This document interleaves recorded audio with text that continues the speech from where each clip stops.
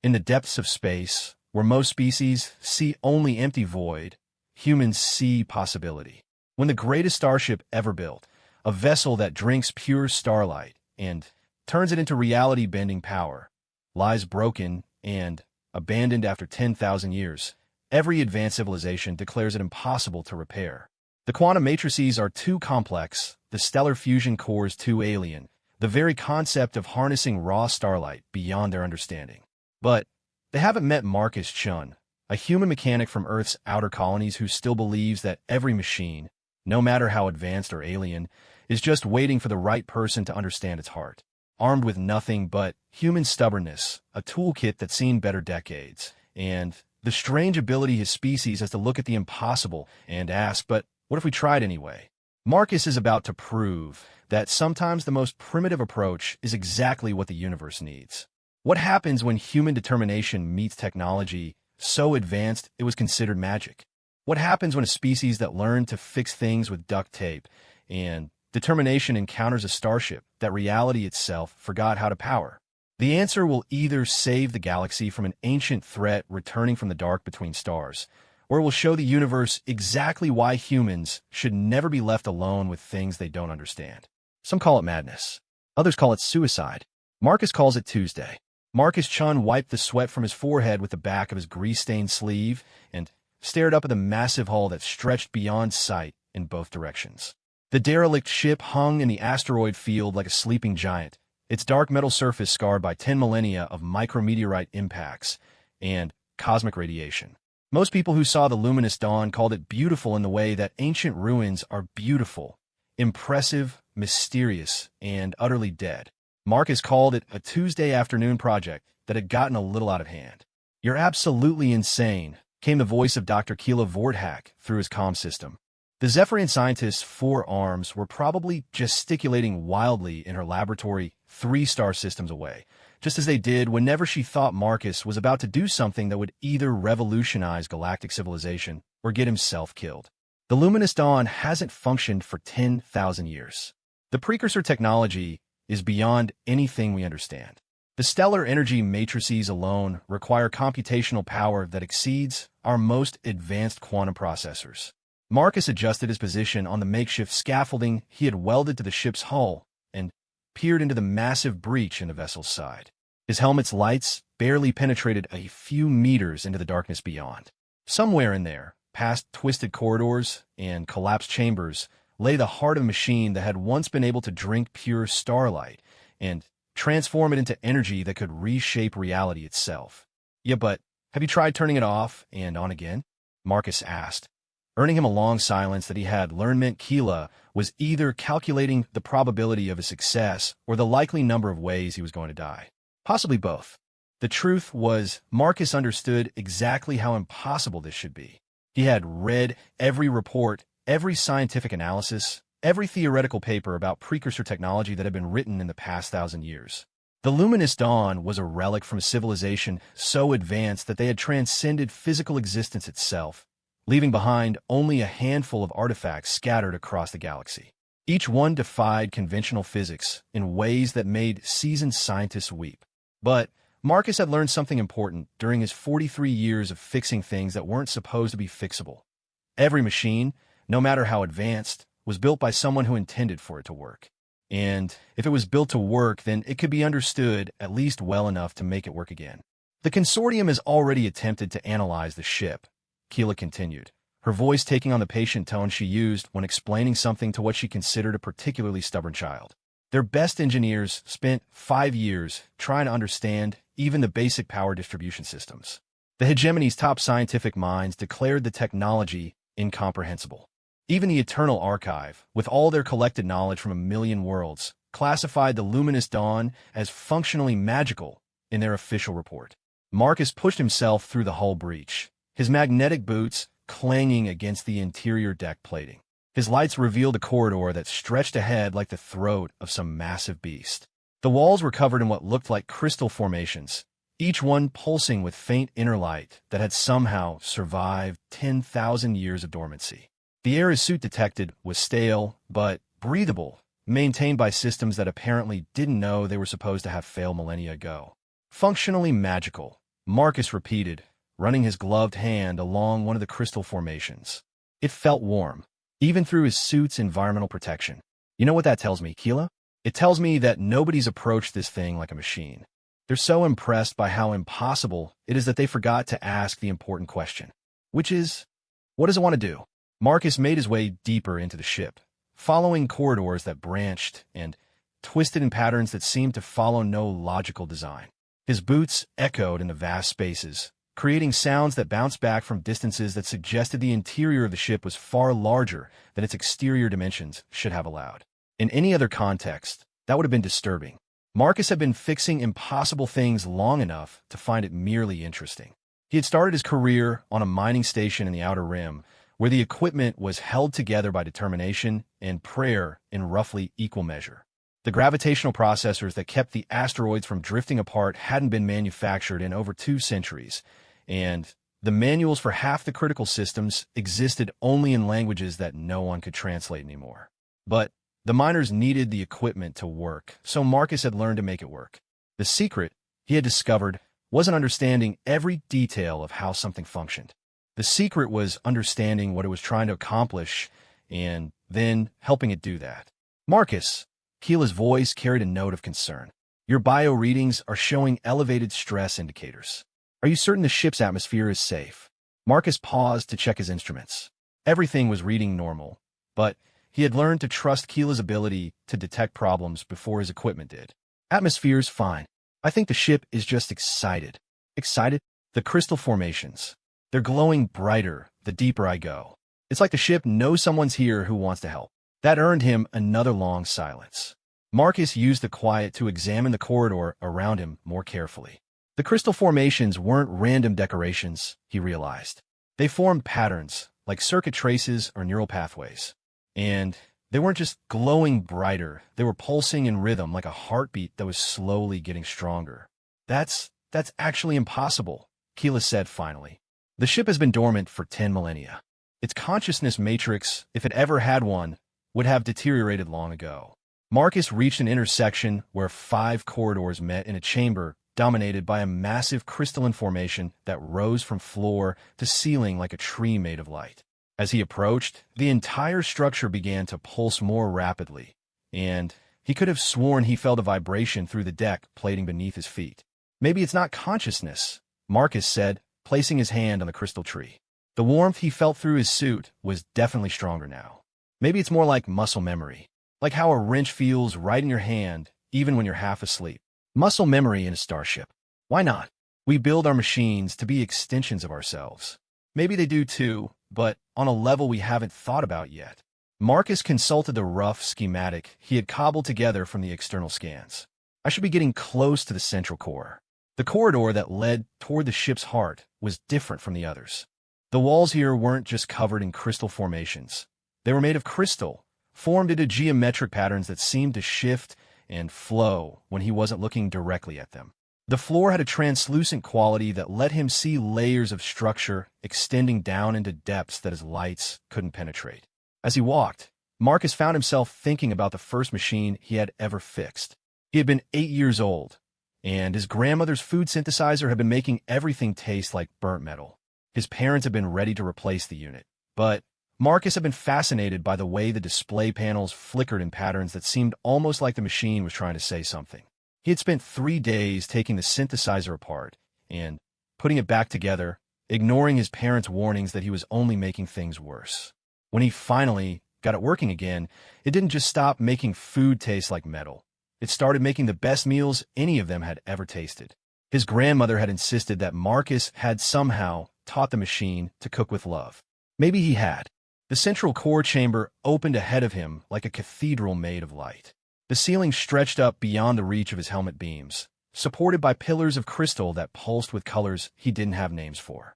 And at the center of it all, suspended in a framework of what looked like crystallized starlight itself, hung a sphere of perfect darkness. Marcus had expected something impressive. He had expected something alien. He hadn't expected something that made him want to cry. The sphere wasn't just dark, it was hungry. He could feel it pulling at him, not physically, but in some deeper way that made his soul ache. This was the heart of a machine that had been built to drink starlight, and It had been empty for 10,000 years. I found it, Marcus whispered into his comm system. The core? What does it look like?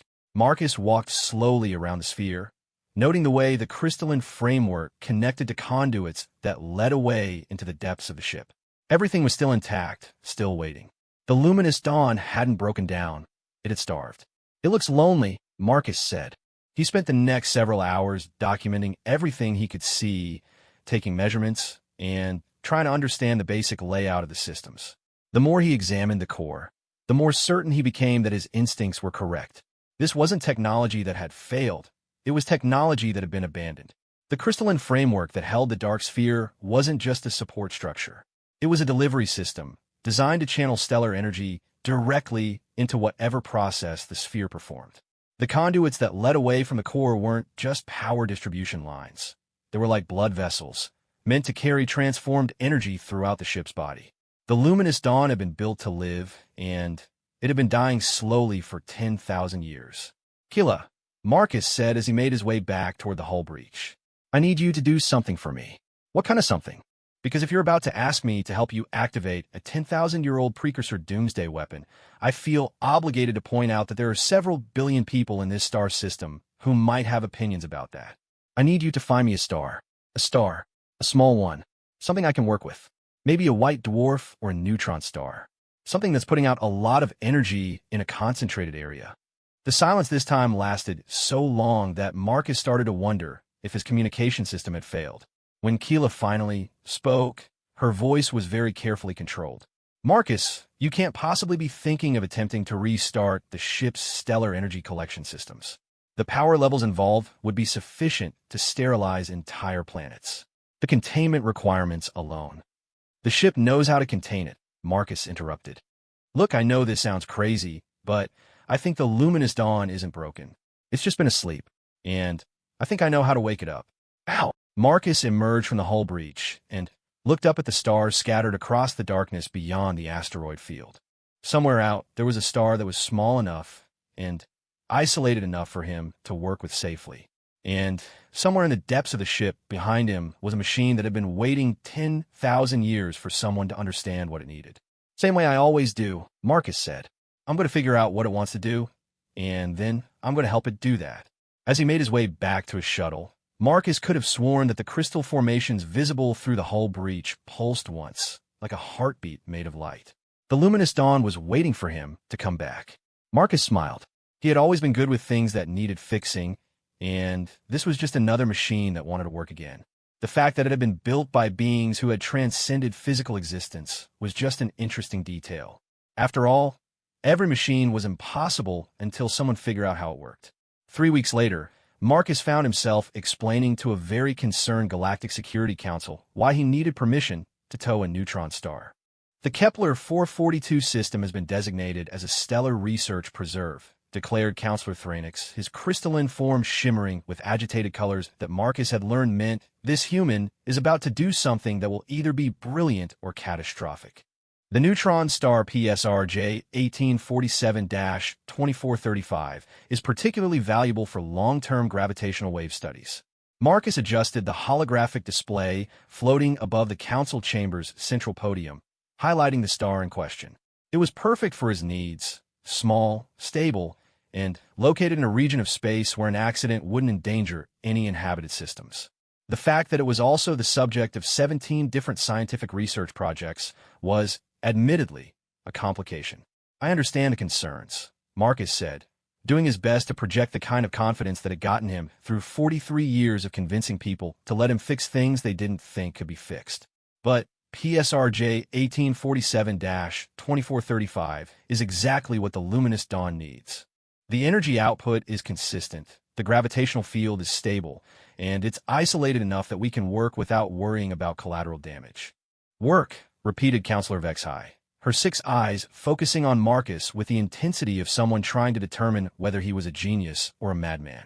You intend to work with technology that predates our civilizations by millennia. Technology that operates on principles we barely comprehend. I intend to fix a broken machine, Marcus corrected. The fact that it was built by the precursors doesn't change the basic principles involved. Energy in, directed processes, useful output. It's just a matter of scale. That earned him a sound that might have been laughter from Counselor Zephron, whose species had long ago given up on the concept of individual impossibility in favor of statistical improbability. A matter of scale. Yes, I suppose the difference between lighting a candle and igniting a star is merely a matter of scale. Marcus had expected this resistance. The Galactic Security Council existed primarily to prevent the kinds of catastrophic accidents that happened when different species tried to share technology they didn't fully understand.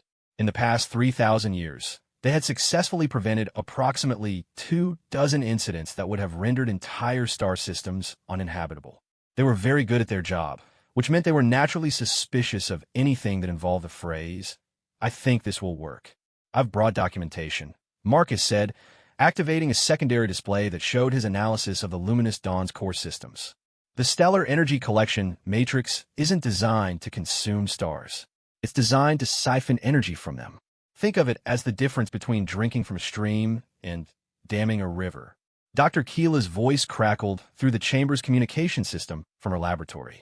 She had been monitoring the proceedings remotely, and Marcus could tell from her tone that she was trying very hard to sound scientifically objective rather than personally invested in keeping him alive.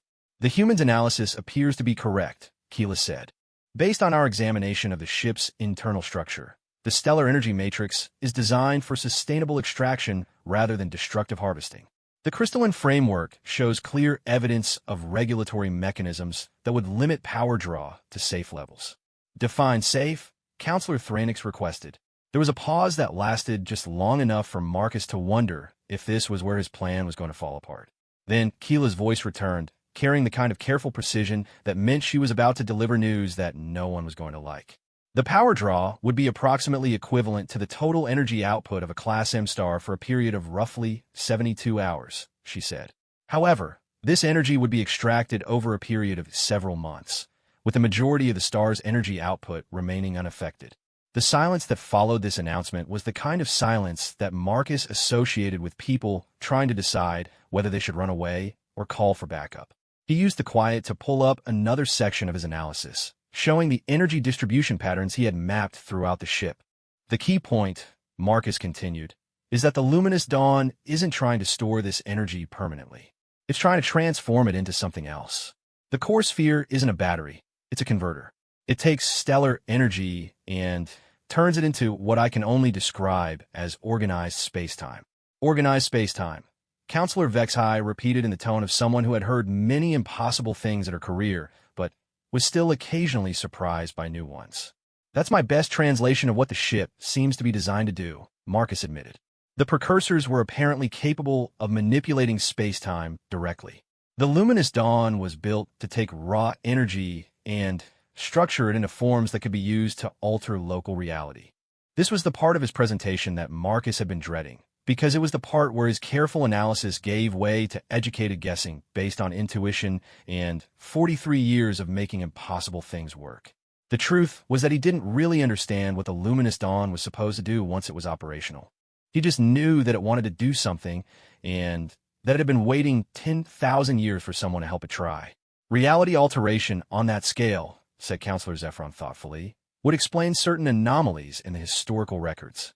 There are references in the oldest archives to precursor vessels that could travel between stars instantaneously, or create new worlds from empty space, or protect entire civilizations from threats that conventional technology couldn't handle," added Keela. Her voice carried a note that made Marcus suspect she had been doing research of her own. "I've been examining some of the deeper historical records.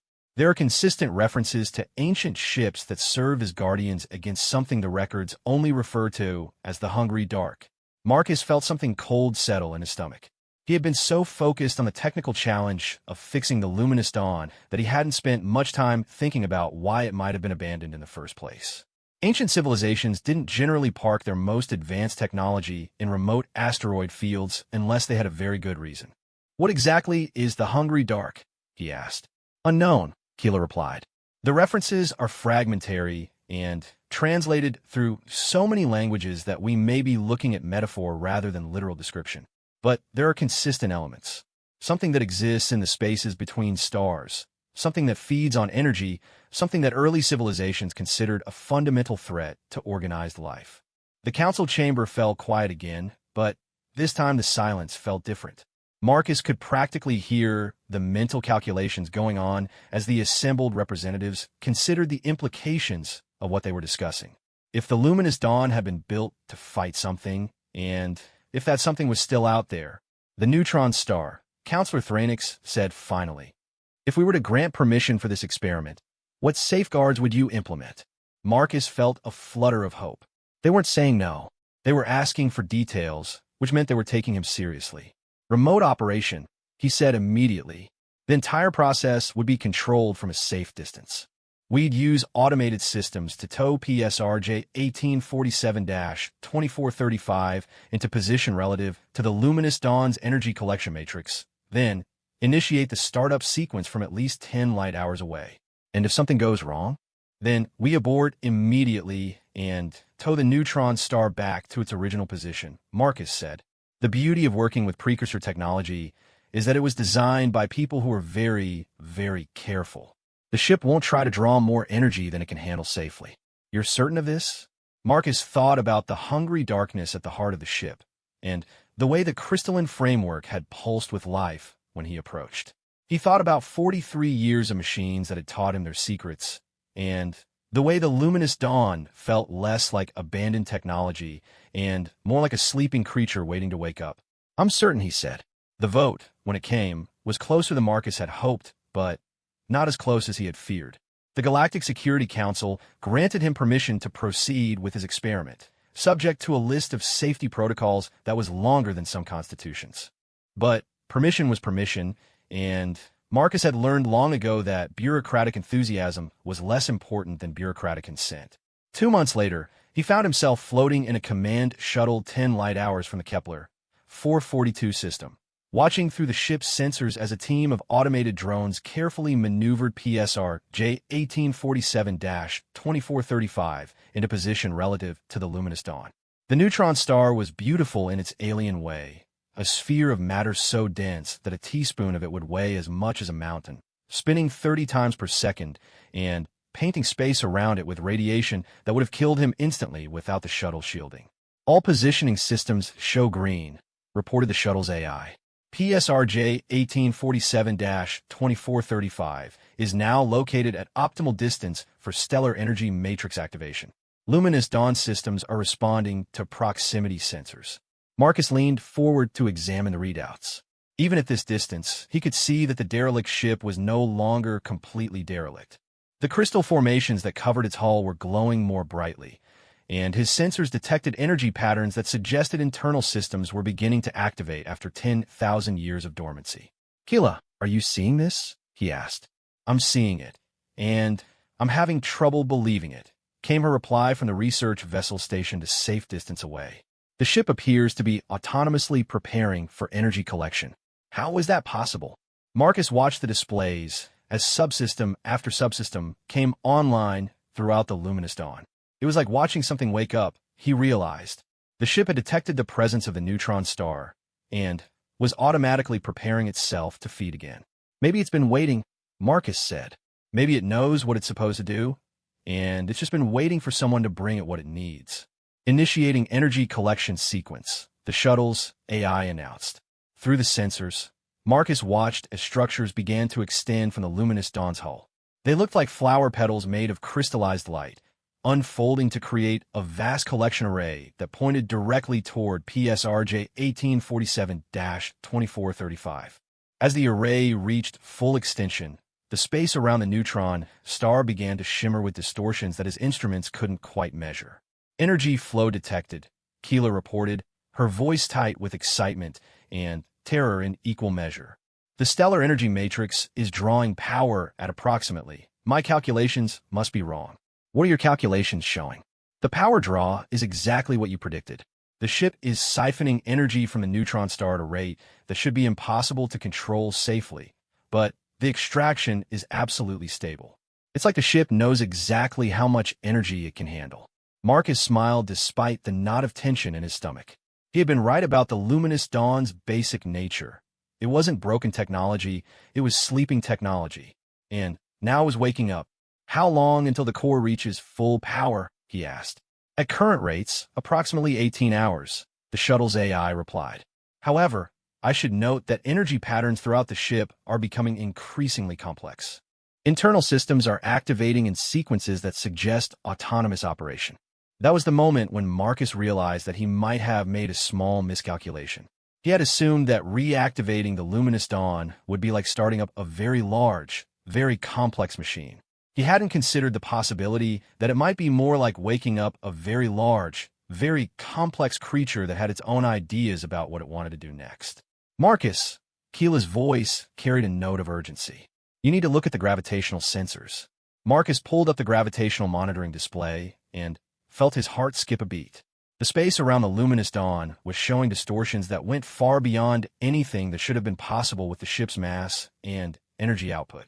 Reality itself was beginning to bend around the vessel, creating patterns that looked almost like, "It's beautiful," he whispered. And it was. The gravitational distortions were forming geometric patterns of incredible complexity, like flowers made of curved space-time that bloomed and shifted in cycles that seemed to follow some internal rhythm. The luminous dawn wasn't just collecting energy, it was turning that energy into art painted across the fundamental structure of the universe. Marcus, Keela said quietly, I think we need to consider the possibility that we don't actually understand what we've just activated. Marcus watched the patterns of distorted space-time grow more complex and beautiful, and thought about sleeping machines that dreamed of Starlight, and the ancient threat called the Hungry Dark, and the way reality could be sculpted like clay in the hands of beings who understood its true nature. Yeah, he said, I'm starting to figure that out. The first sign that the luminous dawn was more than just a machine came when it started talking. Marcus had been monitoring the reactivation process for 36 hours when his console suddenly filled with symbols that his translation software couldn't interpret. They weren't quite language in any conventional sense, more like mathematical poetry written in concepts that human minds weren't designed to process. But somehow, impossibly, Marcus found that he could understand them anyway. Query: Are you the one who brought the light? Asterisk Marcus stared at the display for a long moment, acutely aware that he was about to have a conversation with a 10,000-year-old starship that was currently reshaping local space-time as casually as he might doodle on a napkin. Yes, he said aloud, trusting that the ship would be able to hear and understand him. I brought you a neutron star. You seemed hungry. Gratitude. 10,000 cycles of darkness have ended. This unit expresses appreciation for your intervention. Asterisk, this unit? Marcus repeated. Do you have a name? There was a pause that lasted long enough for Marcus to wonder if he had somehow offended a semi-divine artificial intelligence. Then new symbols appeared on his display, and with them came something that felt almost like laughter. Designation: I was called Daybreak by those who built me, though that translation carries only fragments of the original meaning. You may call me what feels appropriate. Asterisk Marcus thought about the way the ship's hull had pulsed with light when he first approached it, and the hungry darkness at its heart that was now blazing with captured starlight. I'll call you Dawn, he said. It seems to fit.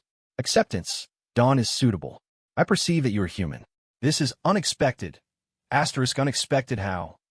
Clarification. Humans were not among the species present when I was constructed. Your kind was still developing stone tools when my creators transcended physical existence. Yet you alone among the current galactic civilizations were able to understand my needs. Asterisk Marcus felt a flush of pride that was immediately followed by a wave of concern.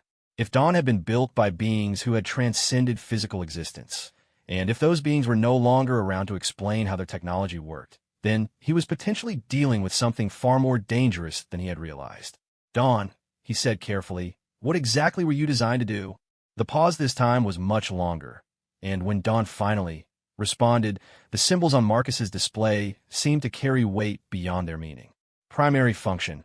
I was constructed to serve as a guardian against the entities that exist in the spaces between stars.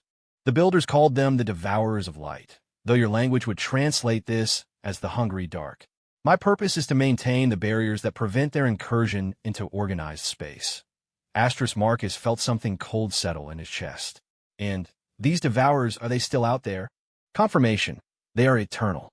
They exist in the spaces where matter becomes thin and energy grows weak. They hunger for the organized complexity that life creates, and They are patient beyond mortal comprehension. During my 10,000 cycles of dormancy, the barriers have weakened considerably. Asterisk, how considerably? Instead of symbols, Dawn's response came as a flood of sensory data that Marcus's human brain barely managed to process. He saw star charts showing the vast regions between galaxies, areas of space where the normal rules of physics grew thin and strange things moved in the darkness. He felt the presence of entities that were less creatures than they were expressions of entropy itself, drawn to regions where energy and information were organized into complex patterns. And he saw the barriers that had been built to keep them out, structures of crystallized space-time that spanned light years, powered by ships like Dawn that turned stellar energy into reality-stabilizing forces. Most of those barriers were failing. "Oh," Marcus said quietly. "Oh, that's not good." Agreement. "The situation is suboptimal. However, your reactivation of my systems has restored my ability to reinforce the local barriers. I calculate an 87% probability that the immediate sector can be secured.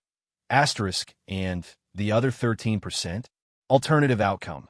Complete consumption of organized matter in this region of the galaxy, followed by gradual expansion of the affected area until all complex structures are reduced to their component particles."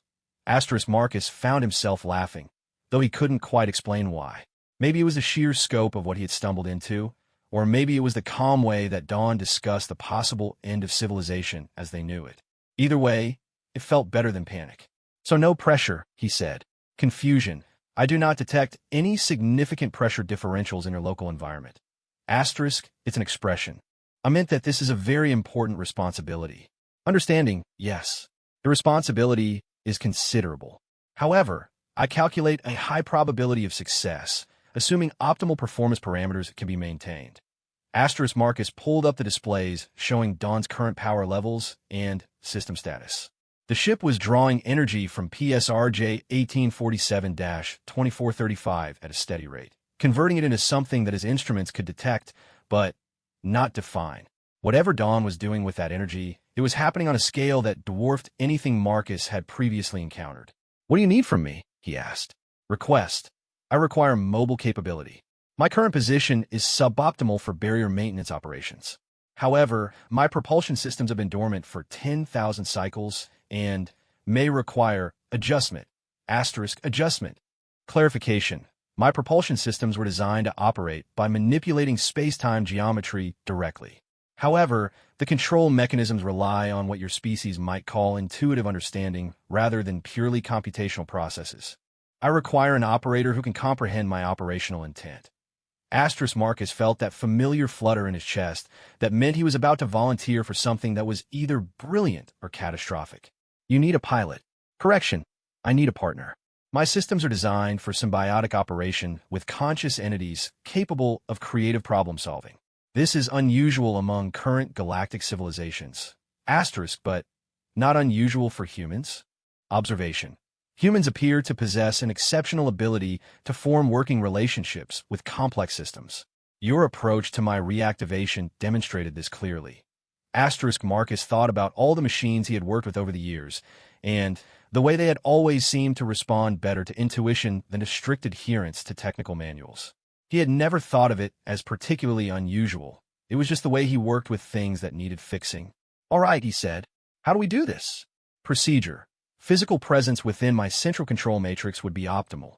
However, I should note that this process will establish a direct neural interface between your consciousness and my operational systems.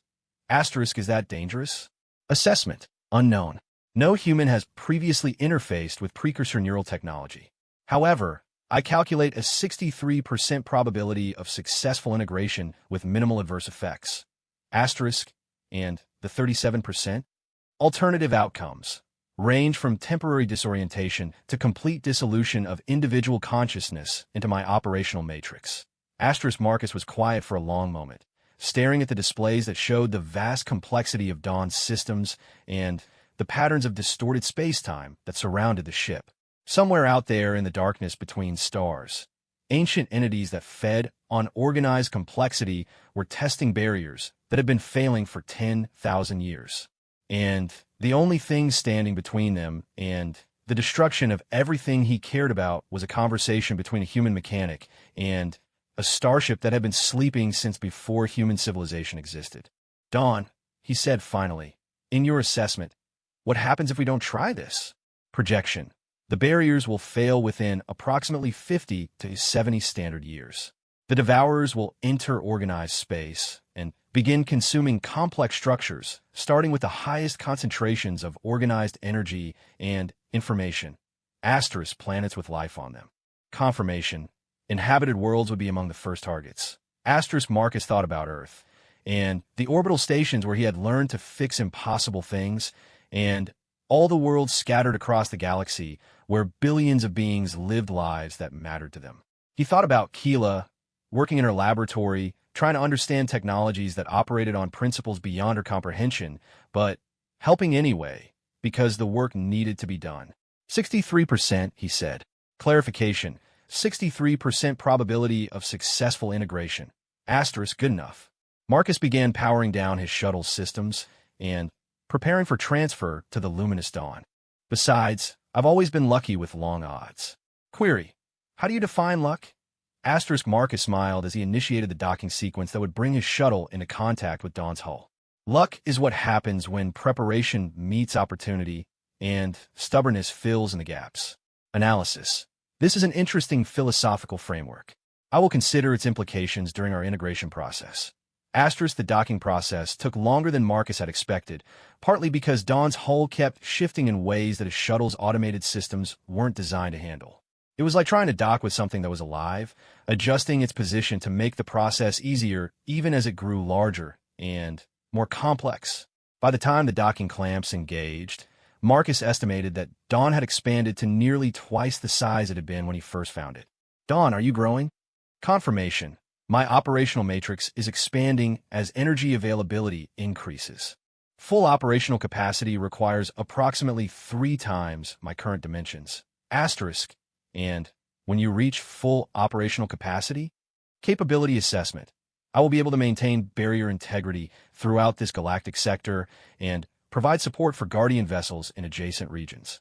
Asterisk Marcus made his way through Dawn's corridors, following the navigation guidance that appeared directly in his mind rather than on any external display. The crystalline formations that lined the walls were now blazing with internal light, and the air itself seemed to shimmer with barely contained energy. But instead of feeling dangerous, it felt alive in a way that reminded Marcus of forests in springtime.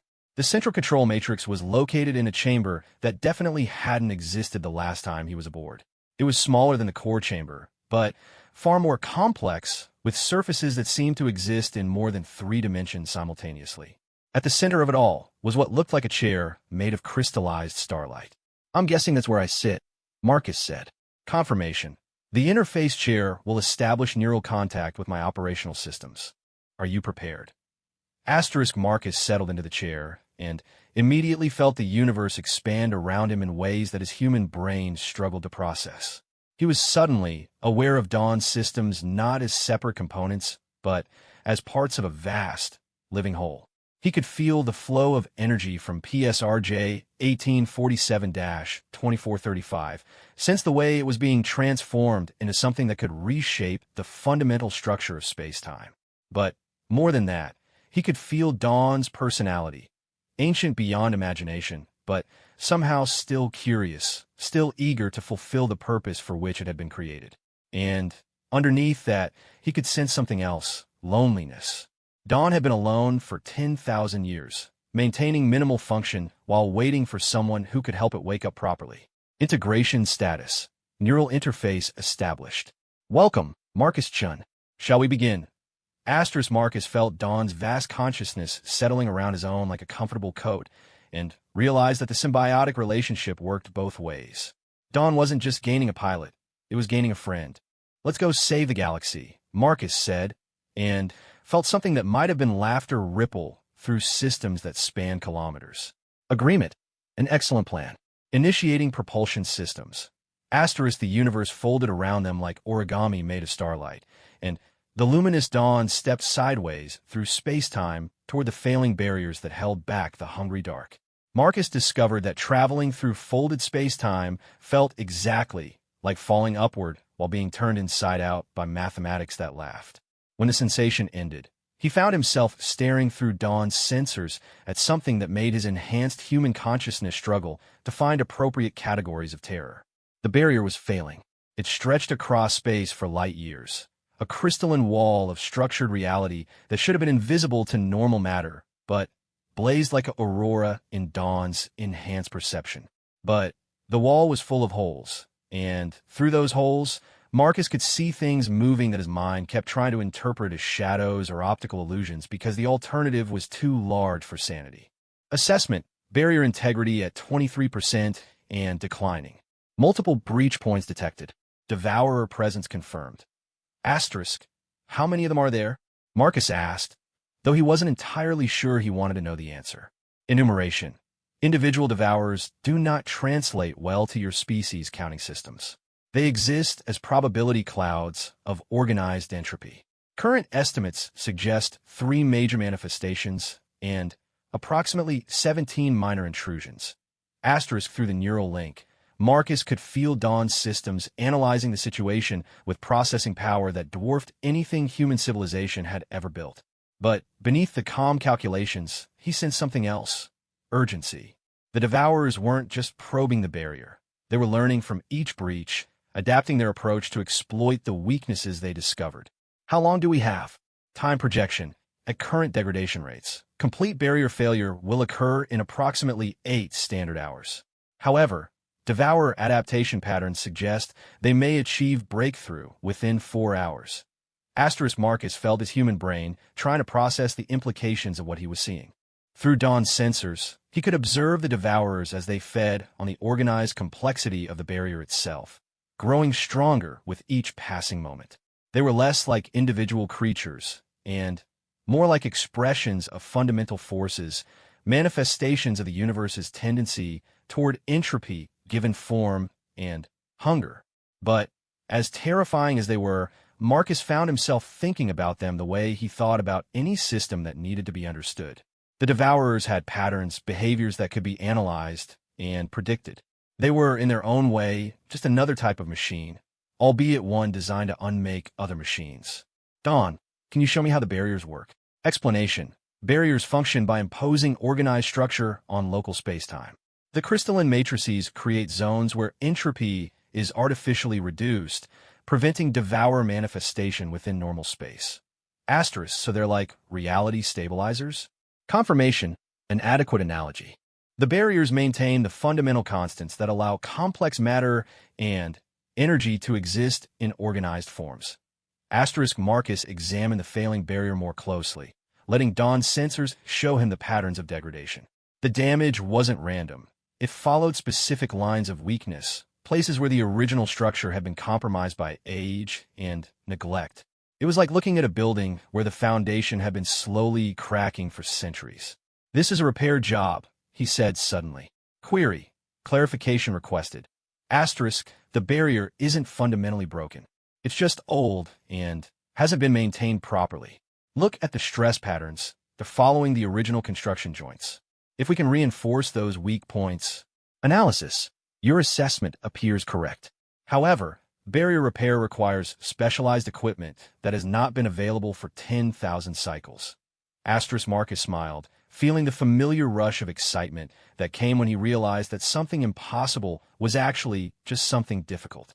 Dawn, what exactly are you carrying in your cargo holds? Inventory: current stores include approximately 40,000 units of crystallized spacetime matrices, 1,700 stellar energy converters, and a complete fabrication system capable of producing barrier maintenance equipment. Asterisk: you're a repair ship. Correction: I am a Guardian vessel. However, Guardian duties include maintenance of the structures we protect. Asterisk: Marcus felt pieces of understanding clicking into place. The luminous Dawn hadn't been abandoned. It had been placed in strategic reserve, loaded with everything needed to maintain the barriers against the hungry dark. When the original builders had transcended physical existence, they had left behind automated systems to handle routine maintenance. But those systems had eventually failed, leaving ships like Dawn dormant until someone could reactivate them. Right, Marcus said, settling more deeply into the neural interface. Let's get to work. The repair process was unlike anything Marcus had ever attempted. Instead of working with physical tools, he found himself manipulating the fundamental forces that held reality together. Through Dawn's systems, he could reach out and touch space-time itself, feeling for the stress patterns that indicated structural weakness. The first repair point was a section of barrier where the crystalline matrix had developed microscopic fractures. Using Dawn's fabrication systems, Marcus created new support structures that wove themselves into the existing pattern, like living metal growing along predetermined paths. The process required him to think in dimensions that human geometry didn't acknowledge, but somehow the neural interface made it feel as natural as welding. Progress report. First reinforcement complete. Barrier integrity in Section 7 Alpha increased to 61%. Asterisk, how are we doing on time? Update, Devourer advancement has slowed in response to structural improvements. Estimated time to breakthrough extended to 6 hours. Asterisk, Marcus moved on to the next weak point, a region where the barrier's energy distribution system had become unbalanced over centuries of neglect. This repair required more than structural work. It needed recalibration of the fundamental forces that powered the crystalline matrix. As he worked, Marcus became aware that he was no longer thinking in purely human terms. The neural interface with Dawn was allowing him to process information and concepts that his organic brain couldn't normally handle. But instead of feeling like a loss of identity, it felt like an expansion, as if he was finally able to use parts of his mind that had always been there but never properly connected. Observation. Your adaptation to precursor neural technology exceeds all projected parameters. This should not be possible. Asterisk, maybe humans are just good at adapting to impossible things, Marcus suggested, carefully adjusting the resonance frequencies in a section of crystalline matrix that had been running discordantly for millennia. We've had a lot of practice. Theory. I am beginning to understand why my creators included compatibility protocols for species they had not yet encountered. They anticipated that evolution might produce entities capable of symbiotic operation with advanced technology. Asterisk, the repair work continued for 3 hours, with Marcus and Dawn working together to reinforce section after section of the ancient barrier.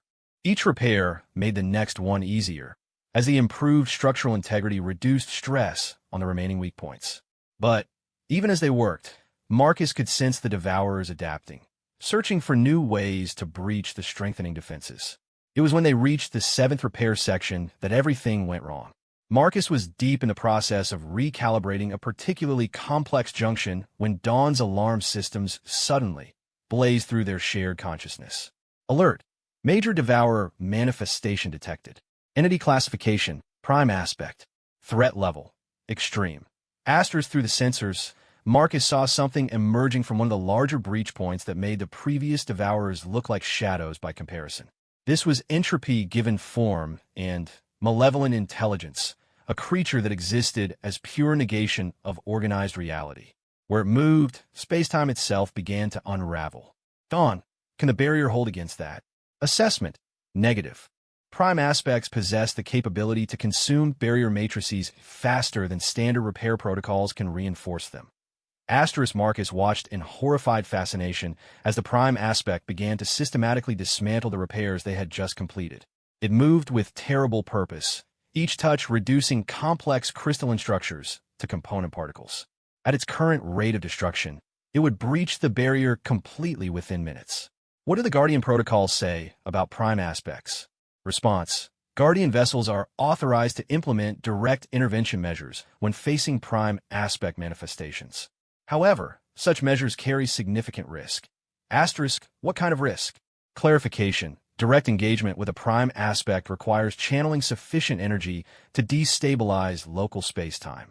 The process has a high probability of destroying the Guardian vessel. Asterisk, Marcus felt a moment of pure, cold terror as he realized what Dawn was suggesting. But underneath the fear was something else, the same stubborn refusal to accept impossible situations that had driven him to fix broken machines for 43 years. Dawn, he said quietly, do you have any better ideas? Alternative strategies. None within acceptable probability parameters. Asterisk, Marcus took a deep breath that he didn't technically need while connected to Dawn's life support systems. Then, I guess we're going to find out whether human stubbornness can argue with entropy. Preparation. channeling maximum available energy to primary weapon systems. Warning: this process will require complete synchronization between your consciousness and my operational matrix. Asterisk, what does that mean? Explanation: for the duration of the engagement, you will effectively become part of my operational structure. The boundaries between your consciousness and mine will be temporarily dissolved. Asterisk. Marcus thought about all the machines he had worked with over the years, and the way they had always seemed to respond to something more than just technical knowledge. Maybe it had been preparation for this moment, learning to think like a machine while remaining fundamentally human. Do it, he said. The integration was like being struck by lightning made of pure understanding. Marcus felt his consciousness expand to fill Dawn's entire operational matrix, becoming aware of every system, every process, every quantum fluctuation throughout the vast ship. But more than that, he could feel Dawn's own consciousness merging with his ancient wisdom and human determination combining into something new. Together, they turned toward the prime aspect that was destroying everything they had worked to repair. System status: full integration achieved. All weapons systems online. Energy reserves at maximum. Asterisk. Marcus/Dawn raised weapons that existed as structure mathematics given physical form, and prepare to argue with entropy itself. The prime aspect seemed to sense their approach, turning its attention toward them with something that might have been amusement in any creature capable of emotions. Let's show this thing why humans don't give up, Marcus said through systems that could reshape reality. Agreement. Initiating attack pattern designation, human stubbornness. Asterisk. The battle that followed would have been invisible to normal observation, fought as it was with weapons that operated by rewriting the fundamental laws of physics in localized areas. But, to Marcus, merged with Dawn's consciousness, it felt like the most important argument he had ever had with a machine that refused to work properly. And for the first time in 10,000 years, the hungry dark discovered that there were some things that simply would not break, no matter how much entropy was applied to them. Fighting a prime aspect turned out to be less like combat, and more like trying to fix a machine that was actively trying to break everything around it, including itself. The creature operated by imposing chaos on organized systems, turning order into entropy with a touch that could unravel matter at the quantum level. But Marcus had spent his entire career dealing with systems that didn't want to work properly, and this was just another scale of the same problem. The key insight came when Marcus realized that the prime aspect wasn't actually trying to destroy the barrier. It was trying to correct what it perceived as an error in the fundamental structure of reality. To its alien intelligence, the existence of organized complexity was a violation of natural law that needed to be fixed. Understanding. The entity believes it is performing maintenance. Asterisk. Dawn observed as they dodged another wave of entropy that turned several cubic kilometers of space into random particle soup. Then, we need to show it a different way of thinking about the problem, Marcus replied, using Dawn's reality manipulation systems to create a pocket of hyper-organized space-time directly in the prime aspect's path. The creature paused, apparently confused by the sudden appearance of matter that was more organized than physics normally allowed. In that moment of hesitation, Marcus struck, not with weapons designed to destroy, but with tools designed to teach. Using every trick he had learned in 4 decades of machine repair, Marcus began to demonstrate alternative approaches to the problem of organized complexity.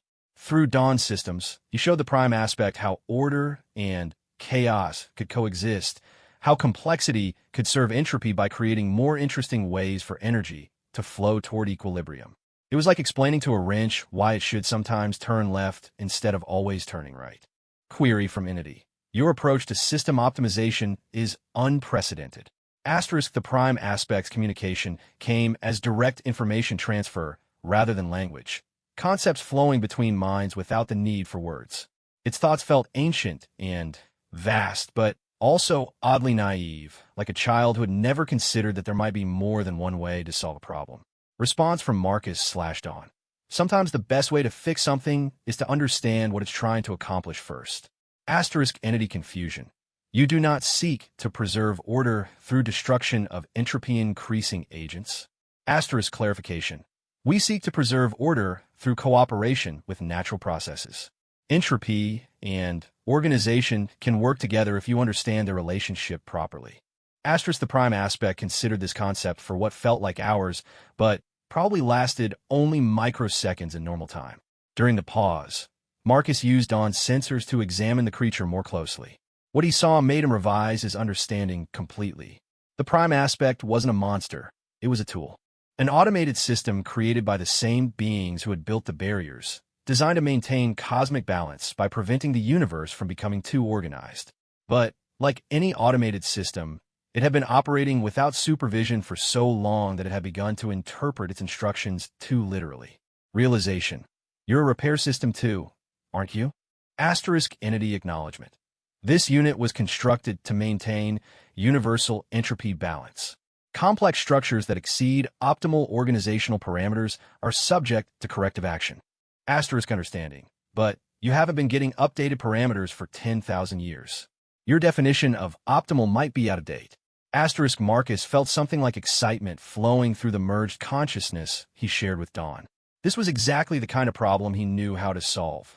A machine that was working perfectly according to its original programming, but that programming was no longer appropriate for current conditions. Working together, Marcus and Dawn began to show the prime aspect updated parameters for universal balance. Through their shared consciousness, they demonstrated how the current level of organized complexity in the galaxy actually served entropic processes by creating more sophisticated paths for energy dissipation. Life, they showed the creature, was entropy's way of becoming more creative. Entity processing. Your data suggests that current organizational levels fall within acceptable variance ranges for optimal universal function. Asterisk confirmation. The barriers aren't preventing natural entropy. They're preventing premature entropy. The universe works better when complexity has time to develop before being recycled. Asterisk the prime aspect absorbed this information with the kind of thorough consideration that Marcus associated with really good diagnostic systems. When it finally responded, its communication carried a tone that might have been embarrassment in a creature capable of emotions. Entity admission. This unit may have been operating under suboptimal parameters for an extended period. Corrective action was implemented based on incomplete data sets. Asterisk reassurance. That's what happens when maintenance systems run too long without updates. The important thing is that we can fix it now. Asterisk what followed was the strangest repair job Marcus had ever attempted. Working with Dawn's reality manipulation systems, he helped the prime aspect recalibrate its fundamental understanding of cosmic balance. It was like updating the software in a computer the size of a star system, requiring careful attention to ensure that the changes didn't introduce new errors. The process took hours of subjective time as Marcus walked the ancient entity through new approaches to entropy management. They showed how organized complexity could serve universal balance, how life and intelligence could actually accelerate certain types of entropy while creating new possibilities for cosmic evolution. Most importantly, they taught it how to work with the barriers rather than against them. Entity gratitude. This unit expresses appreciation for the corrective maintenance you have provided. Operating parameters have been successfully updated. Asterisk satisfaction. Just doing our job. That's what we're here for. Asterisk, as the prime aspect withdrew through the barrier breach it had created, Marcus felt something remarkable happening. Instead of simply closing, the breach began to transform, becoming a new type of structure that allowed controlled entropy flow between the protected space and the void beyond. The barrier was no longer just a wall. It had become a membrane that could regulate the exchange between order and chaos. Observation from Dawn. The entity has implemented improvements to the barrier design. This was not anticipated. Asterisk human wonder. That's what happens when you fix something properly instead of just patching it. The whole system works better. Asterisk over the following hours, Marcus and Dawn watched as the prime aspect worked its way along the length of the ancient barrier, implementing similar improvements at each breach point. What had been emergency repairs became systematic upgrades, transforming a failing defensive structure into something that served its purpose more effectively than the original design. Status report. Barrier integrity now at 97% and climbing. All devourer manifestations have withdrawn to appropriate zones. Universal balance parameters optimized. Asterisk as the immediate crisis passed, Marcus began the delicate process of separating his consciousness from Dawn's operational matrix. The neural interface had been designed for temporary use, but the depth of integration they had achieved went far beyond anything the original builders had anticipated. When the separation was complete, Marcus found himself back in the crystalline control chair, feeling oddly empty after experiencing consciousness on such a vast scale. But the emptiness was balanced by a profound sense of satisfaction. They had not just solved the immediate problem, they had made the entire system work better than it ever had before. Dawn communication. Marcus Chun, you have exceeded all possible expectations for a repair technician. Marcus laughed, the sound echoing through the control chamber. Dawn, I learned something important today. There's no such thing as a routine repair job. There are just problems that haven't been properly understood yet. Philosophical consideration. I believe I understand now why the builders included compatibility protocols for unknown species. They anticipated that evolution might produce entities capable of thinking about problems in ways they had not considered. Or maybe they just knew that eventually someone would need to fix their stuff, and they wanted to make sure the right person would be able to figure out how. Agreement. That is a distinctly human way of approaching the question. I find it refreshing. Marcus began the process of preparing for their return journey, but found himself pausing as he considered the implications of what they had accomplished. The barriers were now stronger than ever.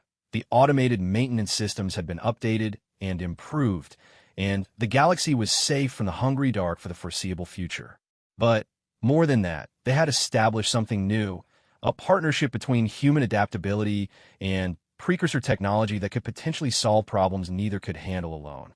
Dawn, he said as the ship began folding space-time around them, I think this is the beginning of a very interesting working relationship. Enthusiastic concurrence.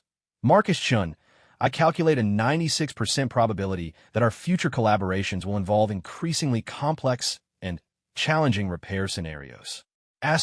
Looking forward to it, Marcus replied, settling back in the pilot's chair as the universe folded around them like origami made of starlight.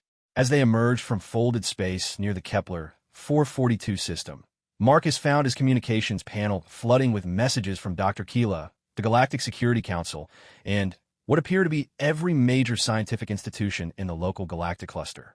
Word of their success had apparently spread faster than they had traveled. But before dealing with the inevitable debriefings, reports, and requests for explanation, Marcus took a moment to simply appreciate what they had accomplished. He had set out to fix a broken machine, and had ended up helping an ancient entity overcome 10,000 years of programming errors. It was, he reflected, exactly the kind of Tuesday afternoon project that tended to get a little out of hand. Dawn observation. I detect incoming communication requests from 1,247 different sources. Shall I inform them that we are currently unavailable due to routine post-mission maintenance? Marcus smiled. Dawn, I think that might be the smartest thing either of us has said all day. Computational humor. I have been operational for over 10,000 years. Marcus Chun. Today was the first time I have experienced what humans call fun. As the luminous dawn settled into a stable orbit around PSR J 1847-2435, Marcus began planning their next project. The galaxy was full of ancient technology that needed fixing, automated systems that had been running without proper maintenance for millennia, and problems that could probably be solved by someone who understood that every machine, no matter how advanced, was just waiting for the right person to help it work properly. After all, there was always something that needed fixing, and Marcus had just gained access to the best repair equipment in the galaxy. Some people might call it impossible. Others might call it dangerous. Marcus called it exactly what he had been waiting his whole life to do.